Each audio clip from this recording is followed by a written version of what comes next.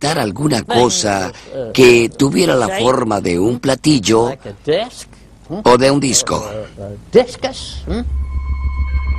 En otras palabras, Bob tenía que construir un platillo volador, porque los militares sabían que con esa forma sería un aparato volador furtivo y perfecto. El radar puede detectar a un avión convencional porque en su superficie tiene ángulos rectos en los que rebotan los rayos que emite el radar. Pero si estos chocan contra un disco o platillo volador, la señal regresa de forma confusa y difusa.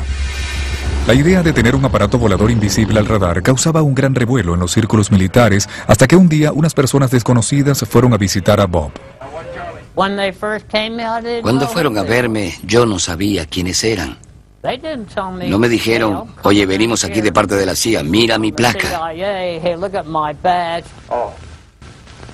Y me hicieron miembro del club. No sabía que eran agentes de la CIA. Eso demuestra hasta qué punto todo era un secreto. Y en verdad, la CIA estaba aún más misteriosa que de costumbre porque no solo luchaba contra los enemigos de Estados Unidos, sino que ellos se peleaban entre sí. Era un pleito secreto contra la Fuerza Aérea para ver quién dirigía el proyecto de los aviones espías. Esa gente miente y hace trampa. Finge otra identidad. Por ejemplo, para reunirme con ellos, tenía que ir a unos edificios de Washington que estaban a medio construir. Mis pasajes aéreos tenían un nombre falso. Era muy difícil para mí y para mi esposa tener que vivir todo eso, porque se rodeaban de un montón de mentiras y uno no podía distinguir lo que era real de lo que era falso. Bob aceptó a regañadientes trabajar en el proyecto de diseñar un objeto volador en forma de platillo que fuese invisible ante el radar. No volvería a hacerlo nunca. Tener que vivir en esa clase de ambiente. Uno no podía hablar con nadie más que en ciertos sitios que ellos escogían. El proyecto era tan secreto que se suponía que no existía. Es una condición de negación total que se conoce con el nombre de Proyecto Negro. Hay muchas clases de negro. Yo les hablo del negro más extremo. Yo vivía en eso, en el llamado negro extremo. Los proyectos de Bob nunca salieron a la luz. La CIA retiró todos sus archivos y sus diseños. Bien, y creo que con eso termina la historia. ¿De veras? Pues mientras que la CIA mantenía a Bob en la oscuridad, salía a la luz otra nave circular.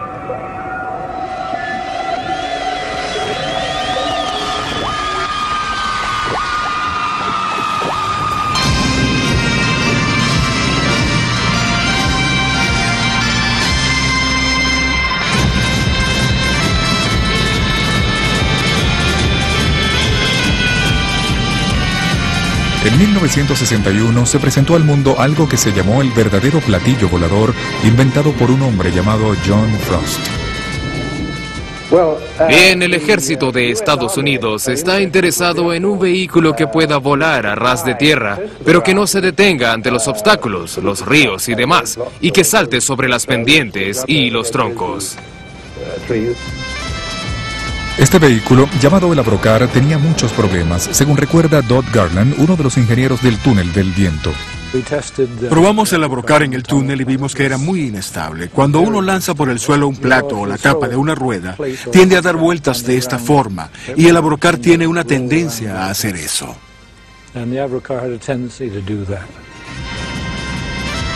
De hecho, cuando el Abrocar fue presentado en público, el proyecto en sí ya se había abandonado.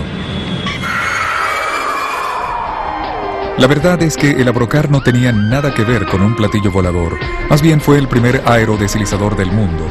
Y también fue un resultado accidental de un proyecto mucho más secreto y ambicioso que sí tenía mucho que ver con los platillos voladores. Una pregunta, ¿creen los platillos voladores?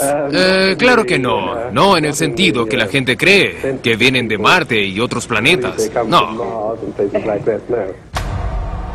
John Frost no creía en los discos voladores de Marte, pero sí en los platillos voladores, ya que estaba construyendo uno en secreto.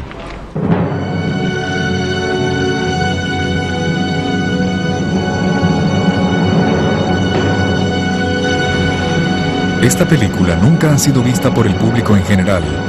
Se hizo solo para el personal militar con autorización especial y muestra el trabajo del equipo de proyectos especiales secretos de Avro al mando de John Frost. El ensamblaje del motor de prueba Viper 6 fue hecho por Avro Aircraft Limited para el desarrollo de una planta eléctrica con el fin de hacer un avión de plataforma circular. Consiste en un chasis básico de 6 secciones sin incluir el ala exterior, la cabina del operador, las turbinas y los controles de vuelo.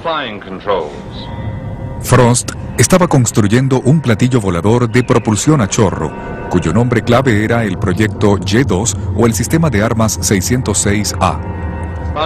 Cuando se termine, se espera lograr un avance considerable hacia el advenimiento de los discos voladores.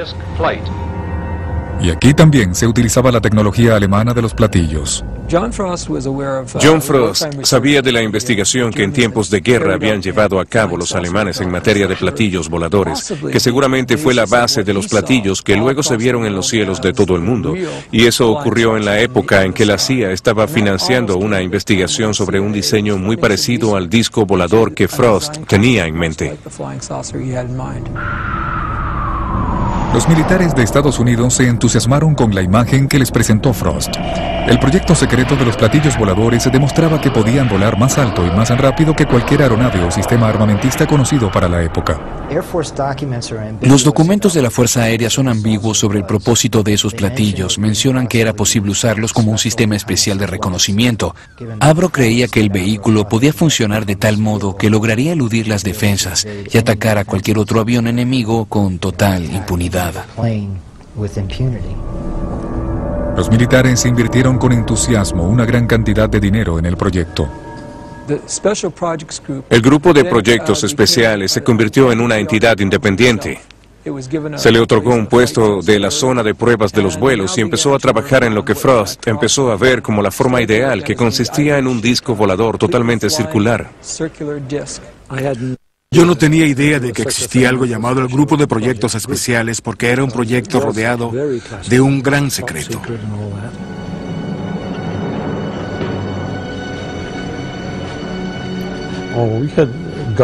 Todo el tiempo había guardias en todas partes. Y uno debía tener una identificación especial, con un círculo de un color determinado, para poder entrar en el área de los proyectos especiales. Yo era un diseñador ejecutivo en esa área y empecé a trabajar en el 606A, que era un diseño supersónico para la Fuerza Aérea de los Estados Unidos. El diseño que él proyectaba era el más codiciado por todos los diseñadores de aeronaves y consistía en un vehículo circular totalmente cerrado, o sea, un disco volador. La única idea que tenía Frost en mente era la de un círculo. En ningún momento quiso cambiar el proyecto, y a mí me parecía ideal porque despegaba de forma vertical. Pero la verdad es que el fantástico platillo volador supersónico que imaginaba Frost estaba muy lejos de hacerse realidad. En él se aplicaba de la forma más pura el efecto Coanda de los platillos voladores y debía tener 6 potentes reactores que succionaban el aire que se hallaba sobre el disco y que le permitían al platillo despegar y hacer toda clase de maniobras. Pero poner a prueba la nave con sus 6 grandes reactores no iba a ser fácil ni seguro. Rei Takuchi fue puesto al mando de la construcción de un aparato de prueba a escala natural. Tenía una forma de hexágono o de polígono de 6 lados, encima del cual estaba el equipo, es decir, la parte interior del 606A con los motores Viper y el ventilador. Cada montaje que gira se compone de un aro superior y otro inferior donde están las aspas del compresor y de un aro central donde están las aspas de la turbina.